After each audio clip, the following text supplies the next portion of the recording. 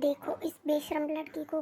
शादी के फेरे लेते समय पेट में किसी और का बच्चा लिए घूम रही थी और इतना होने के बाद भी आज मेरे सामने ऐसे बेशर्मों की तरह खड़ी है। क्या लगा कि तुझे मैं इस बच्चे को मेरा नाम दूंगा? कुणाल डोगरा का नाम? पता नहीं किस गटर का कीड़ा है ये बोलते हैं वो गुस्से में अनिका की ओर आगे बढ़ता है, मानो जैसे वो गुस्से में पता नहीं अनिका को क्या कर देगा। तभी तभी शराब की वजह से कुणाल के पैर लटखट आए और वह अपना बैलेंस खो बैठा, लेकिन तुरंत गौतम ने आगे आकर कुणाल को पकड़कर संभाल लिया। अनिका की बातें सुनकर जितना ज़्यादा हर्ट थी उतनी ही ज़्यादा गुस्से में भी थी। वो भले ही अपने मोटापे की वजह से ऐसी सब बातें सुनने की आदत थी, मगर उसे अब इस बात पर कुणाल से ज़्यादा खुद पर गिना रही थी कि कोई उसके होने वाले बच्चे को गाली दे रहा था और वो मजबूर खड़ी सुन क्यों रही थी। बच्चे का ख्याल आते ही न जाने कैसे बच्चे का ख्याल आते ही ना जाने कैसे अचानक अनिका के अंदर अजीब सी हिम्मत आ गई और बिना कुछ सोचे वो बोल पड़ी, मैं इस शादी को नहीं मानती। ये सुनकर गौतम और कुणाल दोनों चौंक थे। कुणाल सोच रहा था कि कल की आई फिद्दी सी लड़की में इतनी हिम्मत कहाँ से आ गई कि वो मेरे यानी कुणाल डोगरा के सामने ऐसे बोली। लेकिन इससे पहले कि वो कुछ रिएक्ट कर पाता, गौतम ने बात को संभालते हुए कुणाल से कहा, इस वक्त अनिका की तबीयत ठीक नहीं है, इसलिए तुम उसकी बातों पर ध्यान मत दो। और रहा सवाल बच्चे का, तो होते ही उसे अनिका से हमेशा के लिए अलग कर दिया जाएगा। लेकिन मेरा यकीन करो, अपने पापा की ये बात सुनकर अनिका को ऐसा लगा कि जैसे किसी बड़े से ट्रक ने उसे पीछे से टक्कर मार दी हो और वो जिंदगी और मौत के बीच जूझ रही। टेंशन में अनिका की सांसें फूलने लगी और एक पल के लिए वो सांस लेना भूल गई। ठीक उसी पल में अचानक से अनिका के पेट में जोर से दर्द शुरू हो गया। दर्द के मारे अनिका एक झटके से अपनी पीठ के बल गिरी और बेहोश होती आंखों से उसने पास दौड़ कर आ रहे थे। गौतम ने हड़बड़ी में फ़ोन करके एम्बुलेंस को बुला लिया, लेकिन ये सब देखकर भी कुणाल वहीं खड़ा बेशर्म और बेसुध बनकर रम के घूंट मार रहा था, मानो उसे किसी भी चीज़ से कोई फर्क नहीं पड़ रहा हो। शाम की मध्यम रोशनी अनिका के सामने धुंधली हो रही थी।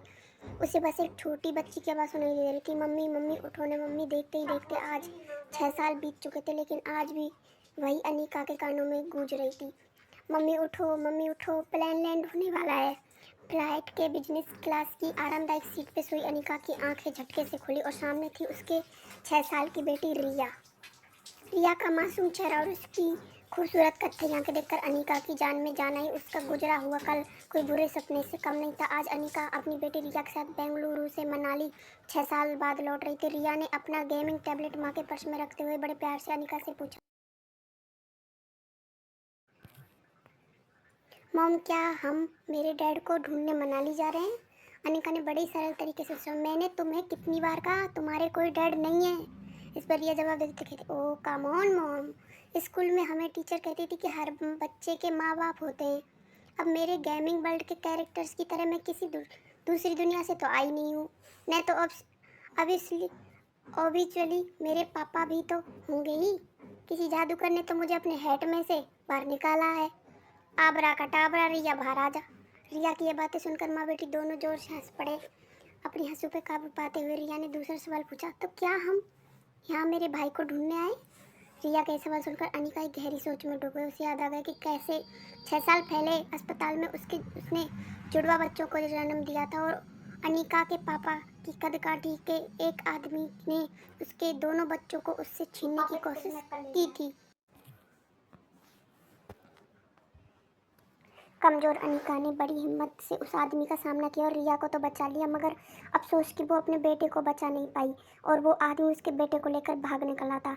इस हाथापाई में अनिका को चोट भी लगी थी। चोट इतनी गहरी थी कि उसका बचना लगभग नामुमकिन था और इसी वजह से अनिका की मौसी उसे अपने साथ बेंगलुरु ले गई, जहाँ अनिका का इलाज हुआ था।